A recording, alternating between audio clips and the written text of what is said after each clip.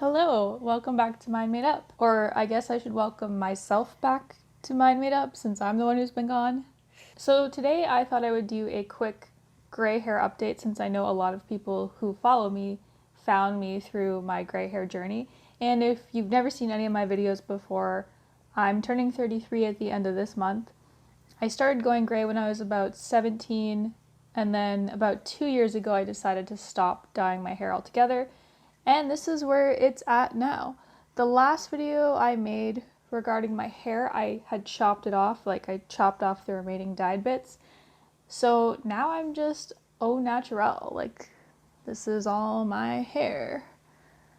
And I just wanted to update you on my thoughts on it and give like a little life update. So quickly, just a little bit on where I've been. I've been around. COVID has just been, if you live in Canada, you'll understand, especially in Ontario. I personally lived in Toronto, which has had like one of the worst lockdowns there has been. It just seemed never ending. So the motivation to make videos, I don't know, I just kind of lost it. You think that having more time because you can't really go out and do anything would make you more inclined to want to work on a hobby like making videos that I do. But, you know, it didn't. It kind of like sucked the life out of me a little bit and my motivation to do things. So I was just focused on my job and yeah, that's where I've been. Plus, with everything that's been happening, I decided to move. So I completely left Toronto, settling into my new apartment, which I'm really excited about because it actually has natural daylight because I feel like my old apartment didn't get any sunlight, so it was also harder to make videos there when the lighting's always, you know, it's like it's easier when you can just walk around and have like decent lighting in most rooms in your house. Excuses aside, I hope you guys are all doing well out there. I know it's been a rough go we've had here for a while, and I know like a lot of my people who watch are in America, and I know like for many states it's been very open there, so you guys might not relate to this, but yeah, we just now in Ontario can go get our hair cut again. Like they've had salons closed forever, it feels like. But yeah, anyway, so I haven't had my hair cut. This is just since that video I made in February where I cut my hair myself. So if you think my hair cut looks like a little off, it's probably because it is, because I don't know how to cut hair professionally or even like remotely well. I just went for it because I don't care that much. All that aside, let's talk about my hair and how I feel about it since I've gotten through basically the whole journey. But you know, now that I'm done, it's like I'm not really done because I'm still always kind of, you know, having new thoughts about it, working through feelings. Because hair is important to a lot of people. It's never been super important to me. I'm not really attached to my hair, but I did enjoy changing the color for different moods, different phases of my life. And I think that's one thing now that I realize that I'll kind of be grappling with going forward is the fact that I've kind of decided that I don't want to touch my hair with color anymore in a permanent way. So that means I have to be, you know, very radically accepting of who I am just naturally as is, how my hair is, unless I want to go down the wig avenue, which I have a lot of thoughts on wigs, and I'll make a video about that because I've had many bad experiences with wigs. But yeah, so that's one of the main struggles I think when you go through this process of going natural, whether you have gray hair or not. It's kind of like you made a commitment to yourself to, for whatever reason, could be because of the chemicals, could be financial, just whatever principles that you had kept in mind when you decided to go natural with your hair. It's like you have to keep sticking to those. You don't have to, for sure you can go back if you feel like it. But it's something I know that I want to commit to, where I don't want to put permanent dye in my hair again, because I just know the amount of gray hair I have, like, I know that the roots are just going to be awful. It's such a terrible upkeep. And I know there's going to be a point, like 10 years from now, maybe 15 years from now, where I'm like super sick of dyeing it. And I'm just going to have pure white hair because my mom has pure white hair. So I know my future, and I just like the fact that I've done it early and kind of got it out of the way. And, but yeah, it's always probably going to be in the back of my mind, like, oh, but just looking back on old pictures and being like, oh, well, that time I had black hair, that was fun. Like, I like that contrast between my fair skin and like the really dark hair. But now I'm kind of stuck with whatever my hair decides it wants to do. But in general, I really enjoy having gray hair and natural hair. I think there's a uniqueness to it when you go gray early and you kind of fully embrace that, which I appreciate. I feel like I don't really see people out there in my day-to-day life that look like me in that sense. So that's one thing that I, can hold on to and be like, no, I'm cool. Like, I did this, I committed to it, and I like it. It makes me feel, I don't know, somehow slightly edgy because it's not as mainstream, which is bizarre because you think it would be mainstream to just go with the easiest natural path, but it's not. But yeah, so I do like the color. The only time I don't like it is when I wake up in the morning. Sometimes it's like more so the texture that I've been kind of dealing with, which is kind of an adjustment. So I feel like I have always had very straight, smooth hair, and there is definitely a change in hair texture when you go gray. It's just frizzy. I don't exactly know why that is. I'd have to do more research on it, but I know that's something that's commonly said, like gray hair is frizzy. That's how it is. And even my hair, like, my hair is very, you can see, kind of like limp, and it doesn't really have much to it in terms of body, wave, like texture, curl. So I would say my hair is very on the smooth side of things, and even I notice that my hair gets frizzy, and to air dry it, it's like frizzy. It does this, like my hair, my hair didn't used to really do that. So that's one thing that has changed, that it's like a negative that I don't appreciate, but it's not enough to make me want to dye my hair again. I think there's going to be things I'll try in the future. I've just been kind of lazy with styling since I work from home, and like I said, we've been in such a lockdown where like there's really nowhere to go, so I haven't really cared about styling my hair or making it the most presentable it could be.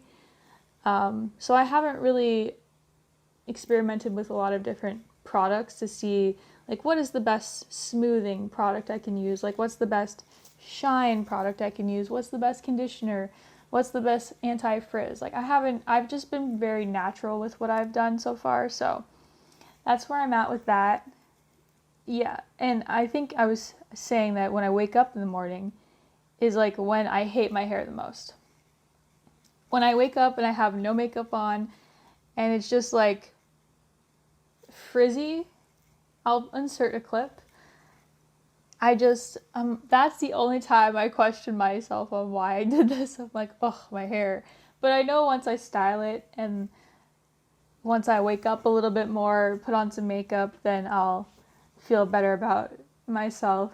Because I do feel like it looks, when it's just messy like that and really gray and just like, and I'm makeup free, I feel like I do look like slightly aged. I just look at myself and I'm like, oh, you look tired.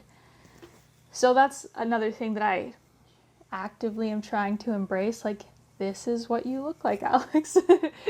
This is you. This is the natural you. This is what you wanted. So that's one thing that I could say I honestly struggle with, but it's such a like small, insignificant amount, I would say. It doesn't really bother me that much. So the one thing, if you're going through it, that's something that you might feel not too stellar about, just a forewarning. But I think that comes with anything in life in terms of aging. We're such a youth-focused society that I know a lot of us, particularly women, have a hard time just embracing certain changes without trying to fight them. Like particularly wrinkles and, just aging of the skin where everyone seems to want to Botox everything to oblivion and nothing moves. Not knocking people who want to do that. I'm sure I'll embark down the Botox path at some point.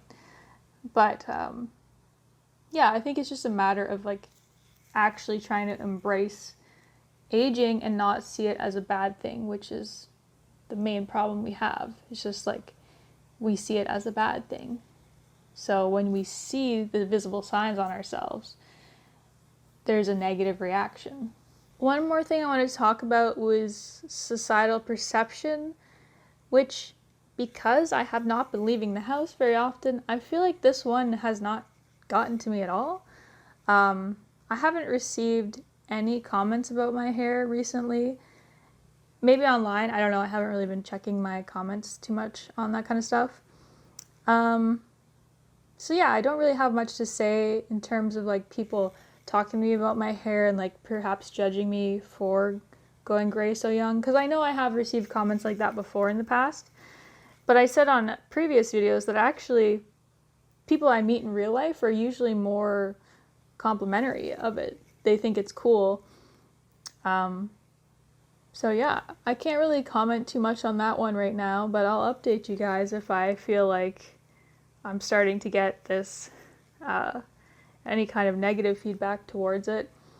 I think that in my own head, sometimes I think like, oh, I probably just look really old now. Like my boyfriend got ID'd the other day and he's the same age as me. He like just turned 33 earlier and he got ID'd. I think like he dresses kind of young. He doesn't look like a really mature, responsible adult like in office attire or anything like that. So I could see why he would get ID'd. Plus he doesn't really look that old anyway in the face. But definitely looks older than 19, which is the legal drinking age here, so that was funny. But I thought to myself, like, I bet if I went up there with my gray hair, like, would I get ID'd? I don't know, probably not.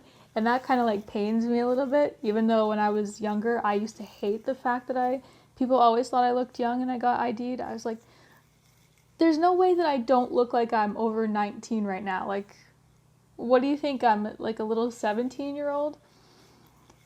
It used to really bug me, and now I'm just like slightly craving it, which is totally contradictory from all the things that I try to, believe in and preach, because I've been trying to embrace this idea that aging is a positive thing, and then yet somehow it's still so ingrained in me, like such a deep-seated thing where I just feel like, no, I don't want to look old, I don't want to look old. But yet I'm saying all these positive things about aging. So that's like one of those things that I think a lot of us struggle with, and you just kind of have to keep talking back to yourself about it. Like challenge those own ideas in your head, like what's wrong with looking older? What's wrong with aging? Like I said in another video, like it's a privilege to age, and we've certainly seen that this whole past year with COVID, and unfortunately lots of people have lost their lives to it. So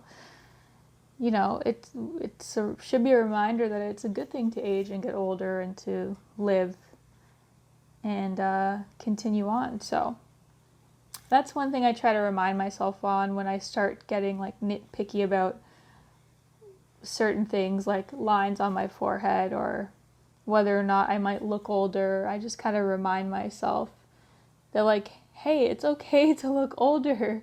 Like, why are you trying to look like you're 20 forever? Why? Like, I wouldn't want to go back to being 20 years old.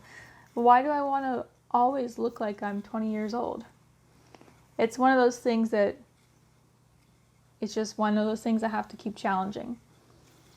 But I want to talk about that and be honest, because I don't want people to think like it's always so easy and it just comes naturally. And to some people it does, but I think there's a lot of people like me who where you kind of can see both perspectives. Like, you don't really want to let go of your youth, but you can understand that there's nothing wrong with aging at the same time. I feel like I'm really rambling right now, but I hope that I'm I hope that I'm being coherent and making sense here. But yeah, that's my struggle with having gray hair. It's just like, ugh, I hope I didn't age myself so much.